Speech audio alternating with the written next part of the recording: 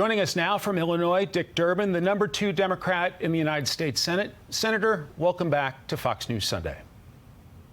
Good to be with you. Lawmakers passed the first gun reform package a month ago, first significant gun reform in 3 decades.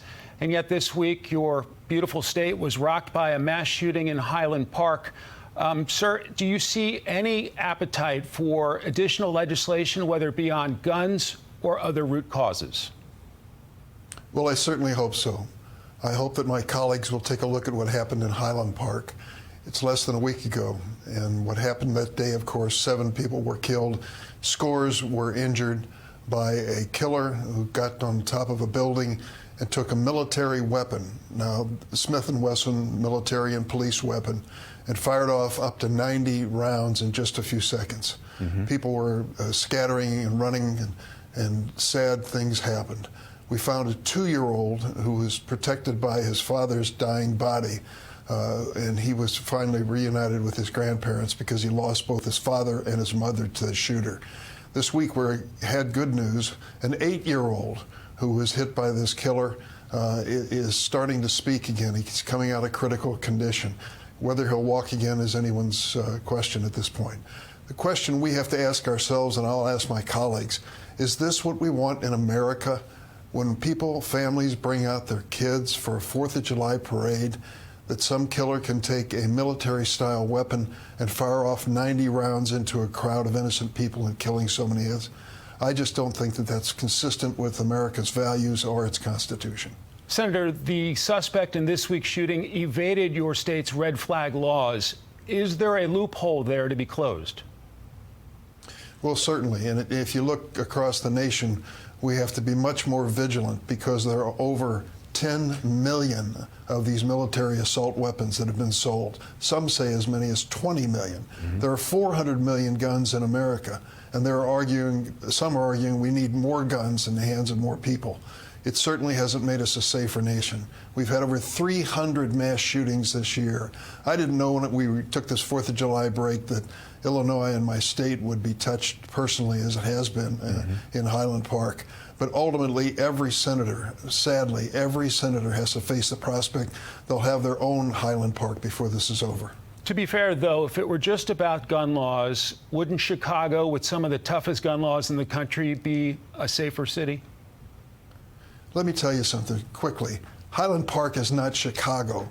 It's a suburb of Chicago, a small town, a great small town. It's the first place you would have chosen to go to a 4th of July parade with your son or grandson or granddaughter. It's a wonderful community. And to say, oh, Chicago is so dangerous. Yes, it's dangerous, but so is St. Louis. And so are towns, Jackson, Mississippi, and others have a murder rate as well. It's a fact that we've proliferated so many guns. The police that I sit down with privately on a regular basis say, Senator, you just don't have any idea how many guns are out there. And they're so easily accessible. Now, the gun industry's made a lot of money out of this, but America is not safer because of it.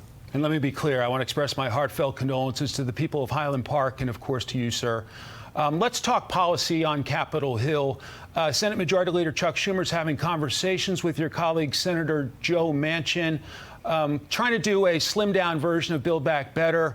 What's the nature of those conversations? Take us inside the conversations and what's left to be ironed out. The centerpiece, of course, is high prices, the prices of prescription drugs.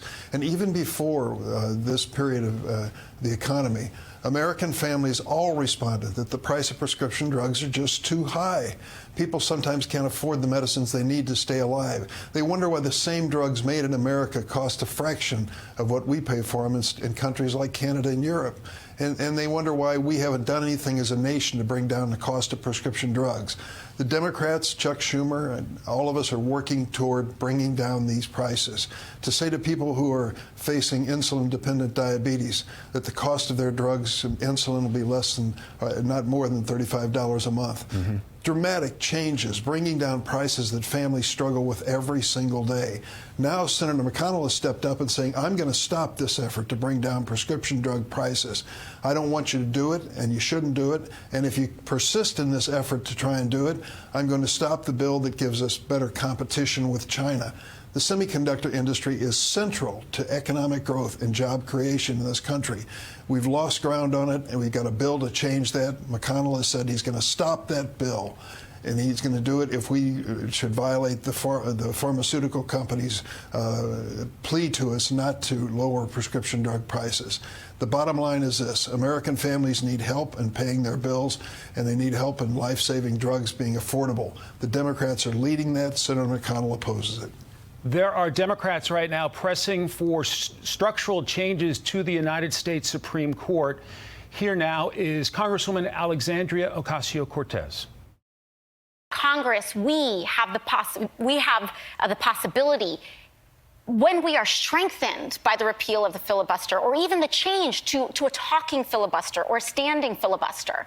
In doing so, we can codify Roe, we can codify, and all of the other cases that the Supreme Court indicated that they would threaten. We can codify same-sex marriage, we can codify the right to contraception, we can codify interracial marriage, we can do it. Is she firing up the base that major changes are coming when, in fact, you don't have the votes in the Senate?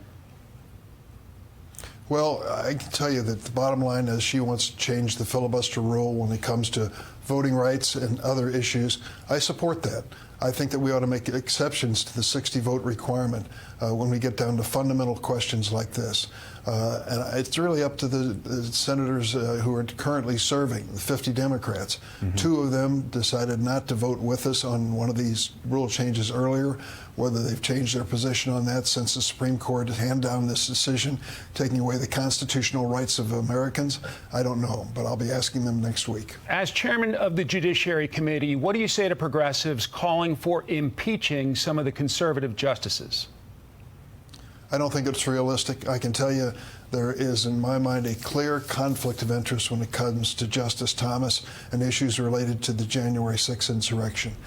His wife is actively involved politically, going so far as to give direct advice to the president's chief of staff during this crisis. I would think that Justice Thomas should recuse himself from any decisions that relate to the January 6th episode. Already he was a single vote earlier on a case related to that issue. I think it's a mistake. As to whether he's going to be impeached, that is not realistic, but he should show good judgment. If this court is going to be credible, it has to be as apolitical as possible. Exactly the opposite has been happening. Senator, a lot of headlines this week about Democratic governors, including your own, J.B. Pritzker of Illinois. Do you think gridlock here in Washington could potentially create an opening for one of these Democrats to challenge President Biden in 2024? Well, I'm not looking ahead 6 years. I'm looking ahead to this week and whether we can come together, Democrats and Republicans, and get something done in Washington. Bring down the cost of prescription drugs.